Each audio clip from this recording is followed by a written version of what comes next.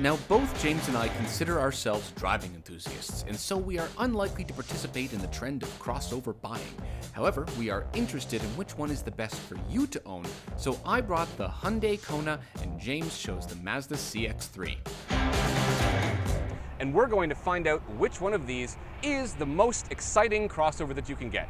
And at least one of them has a real name. Yeah, I wouldn't be so proud of the name though. I was just before, you know. Why? CX-3, inoffensive, lovely model designation. Hyundai Kona, sold Kona, around the world as Kona. In Canada, Kona means green hatchback with many headlights. But what does it mean in Portugal? Okay. Kona means lady area. The bad word for lady area. The baddest, the worst word. The worst word for lady, yeah. Unfortunately, that was a bit of a, maybe they should have done some more research before they CX-3, named it Kona. 1, Kona, just a 0. Just a 0. Okay, so if the MX-5 is the poster boy for Mazda, where does that place the CX-3? On people's driveways, apparently. In fact, the CX-3 outsold the MX-5 30-1 last month, leaving youthfulness and spontaneity to tend to their wounds in the corner. But yes, perhaps it is possible to be enchanted by the CX-3's curves, and even in this dull, eternal blue colour, one can still appreciate that there's a certain beauty to it, although nothing that really pushes the game forward. As a result though, it carries with it a sense of sophistication, a rather easy feat when sitting next to the Kona. Yeah, I've been hearing about this all week from James. Well, actually, I think the Kona looks cool. It's playful and utilitarian at the same time. And who wouldn't want a car that's the same color as a lime popsicle? It's fun! We'll argue more about the styling later, but first James is going to tell you about the CX-3 and I'm going to tell you about the features of the Kona. So subscribe, because we have lots more comparisons coming, and I promise more horsepower will be involved in the next one. Okay, the 2019 CX-3 all-wheel drive, the car with the power to change a nation. Alright, maybe not change a nation. Yes, it is a car that's far from childhood dreams, but a lot of people are buying this car right now, and there has to be a few reasons why. Alright, here's why I like the Hyundai Kona. Because you can get this one, the 1.6 Turbo Luxury, which means that it has a turbocharged motor, and that means that it's the fastest subcompact crossover that you can get. Doesn't mean that it's fast though, because it's not. Mazda are very proud of their Jimba Itai, horse and rider as one sentiment, which means that someone in Japan has taken a lot of time and care to try and make sure that the steering is as direct and engaging as possible, and I'm grateful for that. However, it is torquey. You can feel that turbocharger without a doubt. And I have a manual mode and a double clutch transmission, which means that the shifts are quite quick. However, I don't have paddle shifters, which is really weird. I can shift, forward is up and back is down, which is wrong. It should be pulled back to shift up and push forward, and I don't have paddle shifters, so we're leaving it in automatic mode. I do have drive modes. I can put it in eco, sport, and normal, but let's put it in sport right now because we're on a back road. My foot is hard down. The torque takes a second to come, but when it's there, it's torque, and you can feel it. The Kona can get out of its own way. The CX-3, it's also very easy to live with, which again is kind of what this car wants to be. It wants to be this easy to live with car that fulfills everything. If you could only have one car, the idea is that a crossover is the car that you can have. I have not taken upon that philosophy myself, and I have a two-seater car from which I get a lot of flack from my girlfriend because we can't take friends and relatives around town when they visit. It's almost as if I don't want to pick up her relatives from the airport. I don't know if a sportiness or power are what you are looking for in a crossover. What you're looking for is ease of driving, and that's kind of what this does really well. I can see why people would want one of these because I have excellent visibility, the steering is light and accurate, the transmission stays out of your way, and the car is simple to drive, and that's why people buy them, because they're easy. And it has a really tight turning radius. Watch this. I'm on a back road right now, and this is a little bit on the side of the road, and I'm around going their direction. Pretty good. Having this car, I have enjoyed the extra functionality. The dog is more comfortable in the seat because the ride is softer and the automatic gearbox is smooth. The gear changes are not aggressively fast, neither will this car be driven that way, so they work for what it is. And in fact, when you're full throttle, I actually think they're quite seamless. This is an all-wheel drive vehicle. This is why you buy one of these, because you can get a front-wheel drive kind of sedan or hatch pretty easily for a good price. But if you want all-wheel drive, you used to have to go to buy a Subaru Impreza or an SUV. And so now we've got a little kind of crossover-y, hatchbacky style car that has all-wheel drive. So that's good. I can lock my diff, believe it or not. I can lock the center differential so it can be all-time all-wheel drive like a Subaru. However, that only works under 30 kilometers an hour, I think it is. So it's good for like if you're stuck in the snow or you need to get up a steep hill at your cottage. That's kind of why they did that. But it is kind of cool that you can have that diff lock option, because that's like a truck thing, right? However, this is a front-biased all-wheel drive system, which means it is predominantly a front-wheel drive car, which means that the Subaru Impreza has a better all-wheel drive system than this. However, in this kind of area, a car like the CX-3 that James is driving is going to be a really obvious competitor, because you're not looking for a truck-style all-wheel drive or Subaru-style all-wheel drive. If you're buying one of these, you're just looking for that extra power that goes to the rear wheels when you're trying to pull out of your driveway to drive your kids to school. Let's start with the interior. The interior itself is very simple. I think the word I would use to describe it is inoffensive. Mazda have done a good job putting the money where it counts, and by that I mean they've put it where you touch. The steering wheel feels nice. The new for 2019 armrest is comfortable.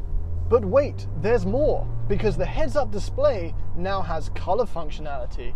Yes, we're back in 2002 when mobile phones started adding color. But it was nice of Mazda to add a heads-up display, because they didn't really need to at this price range, and we are grateful for it, even if it is the slightly primitive glass folding up style one, rather than the more upmarket hologram style ones that kind of just float in your windscreen and looks a lot better. Now here's something that I don't like about it. Everybody's really wrapped up nowadays. I hear this all the time from people. I want to feel high. I like to feel high up. I like to be up high. I hear this all the time, and it drives me nuts. And as a result, Hyundai has made a bizarre driving position in this car. And it's not just this car, it's most crossovers. I'm going to drive the CX-3 in a minute. We'll find out if it's the same, but it probably is. The steering wheel, it feels like it's coming up at me at this ridiculous angle. I don't know if you can see it in the video, but I feel like the dashboard starts at my chest level, which is not a feeling that I like. I like to be down low and connected. I have my seat in the lowest possible position, and I still feel too high up. I don't know what that's about. Since people like to feel high up in the road, I don't like that. I prefer to be low and in control of the car. Doesn't mean you're not in control of the Kona, though. It does. The steering is quite good, and it points itself very well. You can huck this thing into a corner, and it's not going to give you crazy SUV body roll at all. It handles its weight pretty well. So, is it a sporty crossover? Nah, yeah, sure, okay, I guess as a crossover it is, but it's not a sporty car at all. No question there. Try and turn around here in this field using my rear backup camera. It's the Mazda backup camera, so it's not super exciting. The infotainment system on this car is nothing revolutionary, but it's fine, it manages. The turning circle in this car is okay given its size. There's nothing more I would expect from it. There's a lot of things about this car that are okay. They're inoffensive, they do the job. It seems like Mazda has played it very safe with this car. And I don't mean in terms of safety features, even though it has those. The design is safe, the interior is bland but functional. There's no real opinion to have. Now, there's not really that much insulation in it, I've found. It seems like, in fact, when you have the sound off and you have the climate control off, you can hear this kind of diesel-y type of buzz from the engine, which is weird and not good. I don't really know what that's about, but I'm not a big fan of it. Not really at all, if I'm honest. Unlike Thomas's Kona, which has the exterior color throughout the interior as well, which brightens it up, I don't think that's very nice. In fact, I think it's quite ugly. But it's in the attempt to be fun. It's in the attempt to be adventurous that Hyundai have tried something, even if it doesn't work, and it seems to be quite divisive because some people do like it. It's something different, and Mazda haven't done that. Everything about this interior is quite one-dimensional, one color. The materials themselves are quite uniform, but again, safe. And safe is a word that cuts very, very close to boring. All right, let's talk about the interior a little bit. We have this really cool green kind of piping all around everywhere, which matches the green on the outside of the car. I have a heads-up display, which isn't actually a heads-up display. It just is a screen that kind of pops out and it reflects the speed off of it. So it's like a little piece of plastic that's kind of in your way. I have an infotainment, which is fantastic. I don't know what James is saying about the infotainment right now, but I can tell you that this one's better. I'm going to drive that one in a minute, and I'll tell you that this one is still better. I already know that because I love Hyundai infotainment. Everything is just so easy to use. The touchscreen is really fast. I have hard buttons to get to all my screens, radio, media, map, nav, setup, and I have a hard volume knob and a hard tuning knob. Simple, done. Climate control is easy. I have heated seats and a heated steering wheel in this model. But on the positive side, the theme of being safe is a good thing. And for the person that wants to feel a bit more insulated on the road, it does feel comfortable. These are higher up here. You feel like you're protected. Are you buying it for your children? If your children are driving it, are you worried that it's going to be too fast and they're going to drive like lunatics? Good news, they can't. This car is slow, but not so slow that it can't keep up in traffic. It's just not exciting fast. The rear seats of the CX-3, however, are a bit of a compromise. They're not that spacious for head height.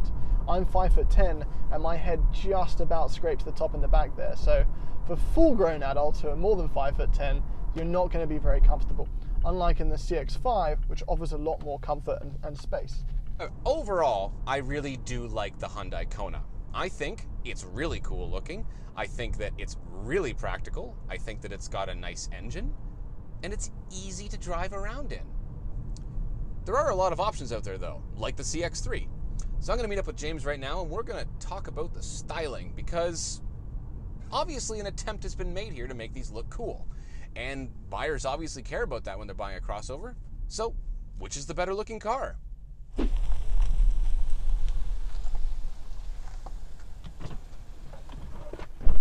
Ready to switch? I gotta get in that thing. Yeah. I gotta be seen in that thing. What's wrong with this? Nothing. This color is fantastic, first of all. Yeah. I'm sure Helen Keller loved it. Okay, so visually, this is a much more exciting vehicle, right? Like it's got a lot of lights and stuff. Like, more lights than yours. This color is guilty of being boring, but there's ways to be exciting and not be disgusting, right? It looks like a creamsicle. It's awesome. Yeah, but like if drunk Jane pukes up at the party, that doesn't make her more fun than everyone else. It makes her more gross than everyone else. And that's true. What this car is. But Jane is living a little, and that's what you're doing if you get this as a crossover. I'm in the very lucky position where I get to be in the 2018 Hyundai Kona the same day as a 2019 Mazda CX-3. And they're all going to be talking about this tonight at my backgammon game. All right, Mazda CX-3. We're flat out, it's slower, without a doubt. But the driving position is better, without a doubt. There's absolutely no question there. I feel like I'm in a car in this now, opposed to, yeah, I like this driving position better. Makes a better noise too, actually. I have to be honest, sitting in here, there's a lot of similarities, and there would be, it's a crossover as well. Although, one thing I'm very aware of that I wasn't in the Mazda, in the CX-3 you kind of have this black, simple interior, and the eternal blue wing mirrors don't really catch your eye. But I'm struck by this horrendous color, and it's everywhere. It's kind of like when you go to the beach and you still have sand in you for a few days. Oh no. I like driving this one better. Oops. Yeah, I like check it. The steering ratio is faster. And I like the way that it feels around a corner more. James had his heated seats on. It's 15 degrees out, James. Yeah, I like the way that this feels better.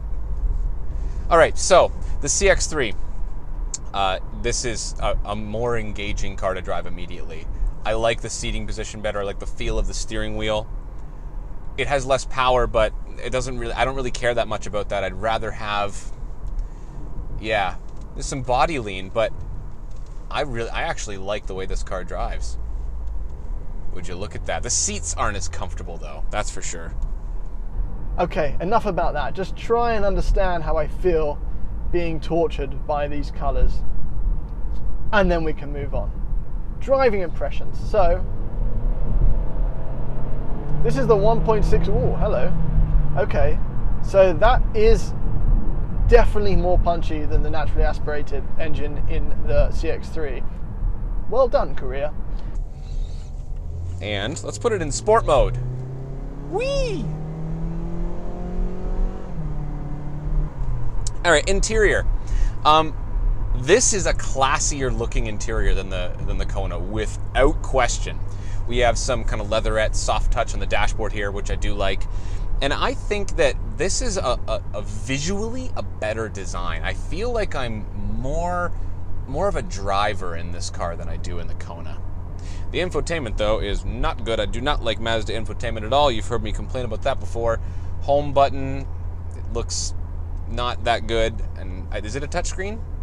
It's not a touchscreen right now. Maybe it is when I stop, but it's not currently. Infotainment, Kona wins without a question.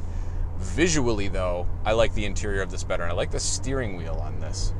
As far as comfort, the seats are very similar. I would say that, I don't know, maybe the Mazdas are a bit more comfortable. These are a little bit stiffer, which suggests that they've made it for spirited driving, but then everything else about the car says otherwise.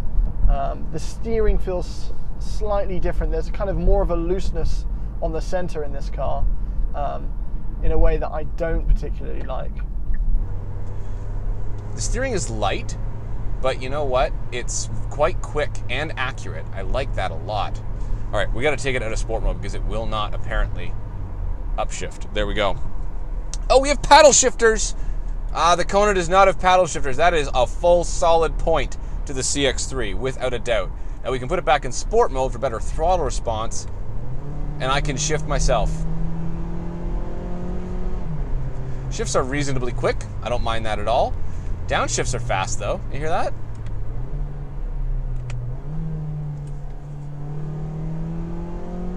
Like the CX-3, the Kona does experience quite a bit of road noise, and I don't feel as insulated as I kind of wish I was. But it's fine, you kind of get over it.